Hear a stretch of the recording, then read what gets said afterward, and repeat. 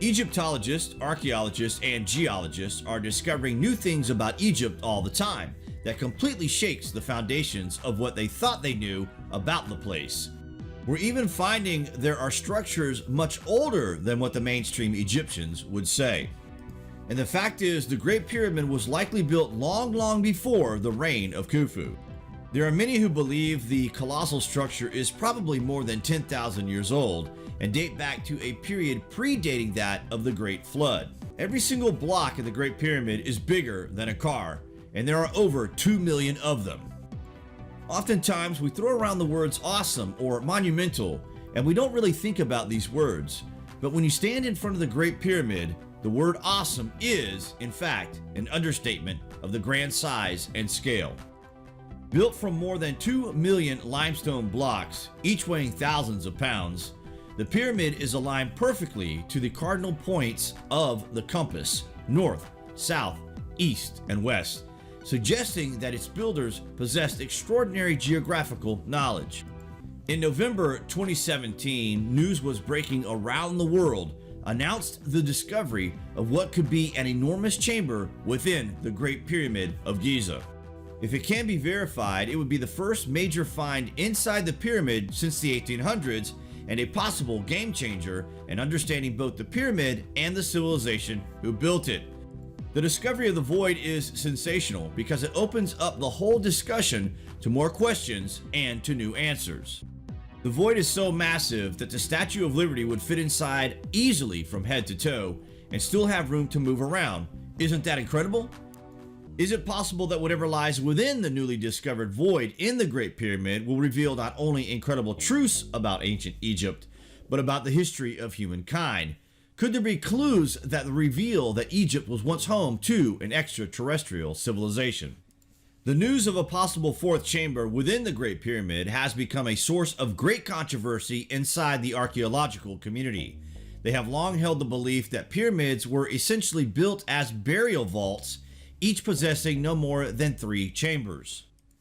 According to mainstream Egyptologists, the Great Pyramid was built by the pharaoh Khufu, who reigned from 2589 to 2566 BC during the 4th dynasty of the Old Kingdom.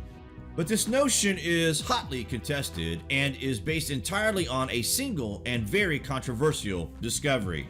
In 1837, British explorer Richard Howard Weiss claimed to have found the name of Khufu graffitied onto a stone roof of a chamber inside the pyramid. However, it was later discovered that Weiss had written in his private journal that he found nothing in the chamber that looked like hieroglyphics.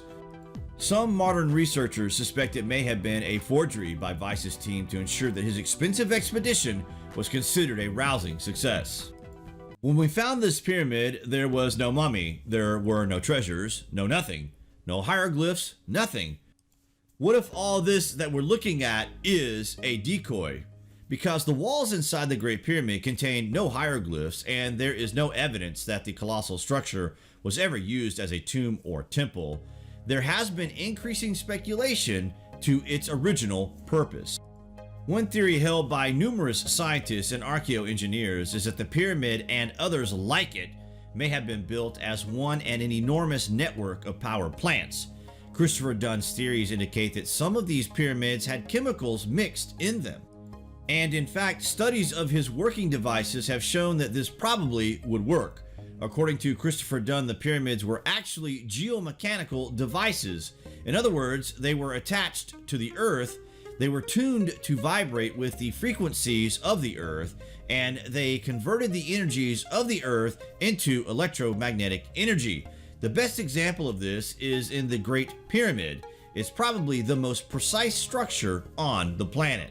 According to Christopher Dunn's theory, the process of generating energy began with drawing water from the nearby Nile River to the base of the Great Pyramid. Right in front of the door of the entrance door of the Great Pyramid, there used to be a wall shaft, which was documented in 1857. And so the water would just feed down into a moat around the Great Pyramid and then go down the entrance shaft down under the ground. The water was used in the subterranean chamber.